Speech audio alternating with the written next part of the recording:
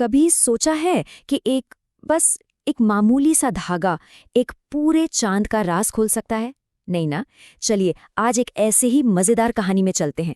देखते हैं कि कैसे फिजिक्स का एक छोटा सा सिद्धांत एक स्पेस ट्रैवलर की जान बचा सकता है। हेलो जुगनू, कहाँ हो? मेरा केक अब तक नहीं पहुंचा? हाँ, ये एक बहुत बहुत गुस्से में भरे हुए कस्टमर की आवाज है और यहीं से हमारे हीरो जुगनू की असली मुसीबत शुरू होती है। तो ये है जुगनू, एक स्पेस डिलीवरी बॉय। वो बृहस्पति यानी जुपिटर के एक चांद पर केक पहुंचाने के मिशन पर था, लेकिन उसका स्पेसक्राफ्ट एक अनजान चांद पर क्रैश हो गया।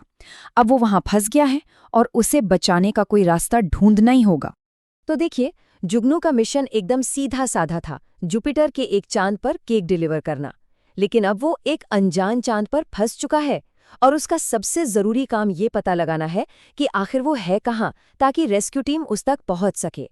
जुगनू ने सोचा कि उसे इस चांद की कोई यूनिक पहचान, कोई फिंगरप्रिंट ढूंढना होगा। अब इतने बड़े चांद का साइज या वजन नापना, अरे वो तो इम्पॉसिबल था। तभी उसके स्पेसक्राफ्ट का एक छोटा सा हिस्सा टूटकर नीचे गिरा और बस उसे एक जबरदस्त आइडिया आया। यहाँ एक बहुत बड़ा सवाल खड़ा होता है ना कि जब कोई किसी चांद की सतह पर फंस जाए तो वो पूरे चांद को आखिर नापेगा कैसे? और इसका जवाब उसके साइज या वजन में नहीं है, जवाब है ग्रेविटी में।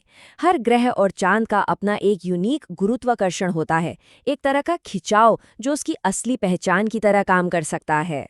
ठीक है, तो अब जुगनू को ये तो पता था कि उसे ग्रेविटी नापनी है। उसने कुछ कोशिशें भी की, लेकिन जैसा कि साइंस में अक्सर होता है, पहली कोशिशें हमेशा कामयाब नहीं होती। उसकी पहली कोशिश काफी लॉजिकल थी, केक का वजन करना। उसके पास एक 5 किलो का केक था। प्लान ये था कि वो उसे एक वेइंग मशीन पर रखेगा और धरती के वजन से कंपेयर करके इस चांद के ग्रेविटी का पता लगा लेगा। सिंपल। लेकिन प्लान फेल हो गया। क्रैश में वेइंग मशीन टूट चुकी थी, तो पहला आइडिया बुरी तरह फ्लॉप हो गया। पर जुगनू ने हार नहीं मानी। उसकी दूसरी कोशिश फिजिक्स के इक्वेशंस पर बेस्ड थी। उसे अपनी हाइट पता थी, 1.7 मीटर्स। उसने सोचा कि वो इस ऊंचाई से कोई चीज नीचे गिराएगा और उसके गिरने का टाइम नोट करके ग्रेविटी कैलकुलेट कर लेगा। और ये भी फेल। वो चीज इतनी तेजी से नीचे गिरी कि इतने कम समय को सही सही नापना लगभग नामुमकिन था। अब उसे कोई बेहतर तरीका चाहिए था। और तभी उसे वो आइडिया आया जिसने सब कुछ बदल दिया। उसने स्पेसक्राफ्ट में एक नींबू को धागे से लटककर झूलते हुए देखा। बस यही था उसकी पहेली का जवाब, एक सिंपल पेंडुलम। देखिए, इस आइडिया के पीछे एक बहुत जरूरी कॉन्सेप्ट है, टाइम पीरियड, जिसे हम टी से दिखाते हैं।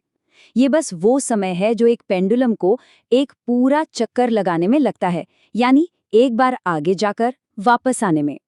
और ये सब ना एक बड़ी ही सिंपल से खूबसूरत फॉर्मूले से जुड़ा हुआ है, T=2π√L/g। चलिए इसको समझते हैं। यहाँ T है टाइम पीरियड, L है धागे की लंबाई और G वही चीज है जिसे हम ढूंढ रहे हैं, यानी ग्रेविटी। इस फॉर्मूले की खूबसूरती पता क्या है? अगर हमें L और T की वैल्यू पता चल जाए तो G निकालना बच्चों का खेल है। तो अब जुगनू के पास थियरी भी थी और फॉर्मूला भी। अब वक्त था इसे एक्शन में लाने का और इस मिस्ट्री को हमेशा के लिए सॉल्व करने का। उसका एक्सपेरिमेंटल सेटअप बहुत ही सरल था। पेंडुलम के लिए उसने जहाज से एक नींबू लिया। धागे की लंबाई यानी L के लिए उसने अपनी ही हाइट का इस्तेमाल किया, 1.7 मीटर्स। और तरीका, एक तय समय में पेंडुलम कितनी बार झूलता है बस उसे गिनना। तो जुगनू ने अपना एक्सपेरिमेंट किया और ये डेटा इकट्ठा किया। उसने 60 सेकंड तक पेंडुलम को झूलने दिया और इस दौरान पेंडुलम ने ठीक 9 चक्कर पूरे किए। बस अब कैलकुलेशन के लिए सब कुछ तैयार था। तो सबसे पहले उसने टाइम पीरियड यानी T निकाला। उसने कुल समय को जूलों की संख्या से डिवाइड कर दिया, यानी 60 सेकंड को 9 से डिवाइड किया तो जवाब आया 6.67 सेकंड्स। ये था उसके पेंडुलम का टाइम पीरियड।